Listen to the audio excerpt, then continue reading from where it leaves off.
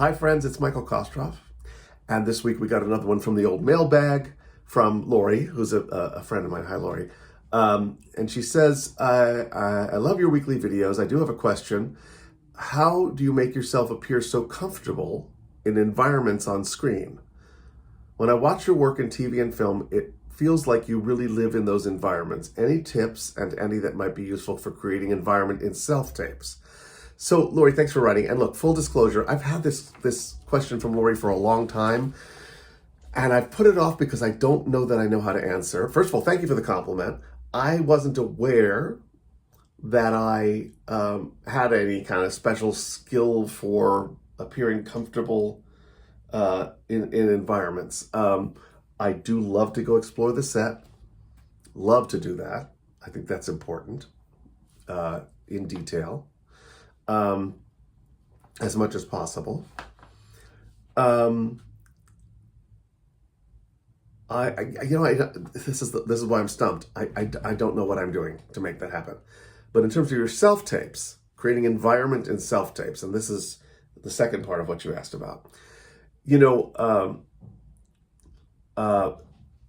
Just taking time in your preparation to decide what that office looks like, to decide how the sun feels on your face, to decide, how cold it is and what kind of coat you're wearing, or not just the temperature, but just, rooms have vibes.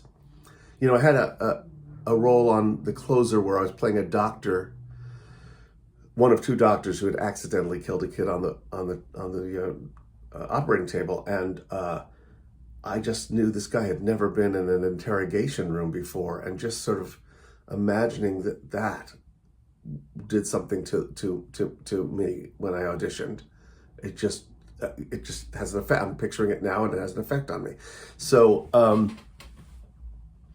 I think taking the time to sort of paint that particular picture of what the environment looks like, feels like, smells like, sounds like, all of that stuff. It's old school acting stuff, but it really does help.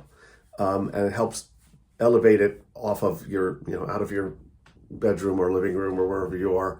And I also this may be dumb. I don't know, but I know that I feel like a lot of you do all your self tapes like this. I'm playing to my person. I'm connecting with them, eyeball to eyeball to eyeball, and people don't always talk that way. I mean, I realize now that even while doing this self-tape, I've looked over here, I've looked over here, I've looked over here. And I think knowing what you're looking at, when you are not connecting eyeball to eyeball with your or eye fucking, as they sometimes say, with your scene partner, helps. I mean, I feel like this is a lame answer, Lori, but I wanted to honor your letter and give it my best shot.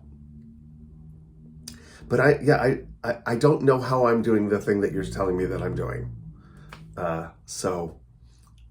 Follow-ups. Anyone have ideas on this? How to make yourself appear comfortable in environments on the screen and like you really live there?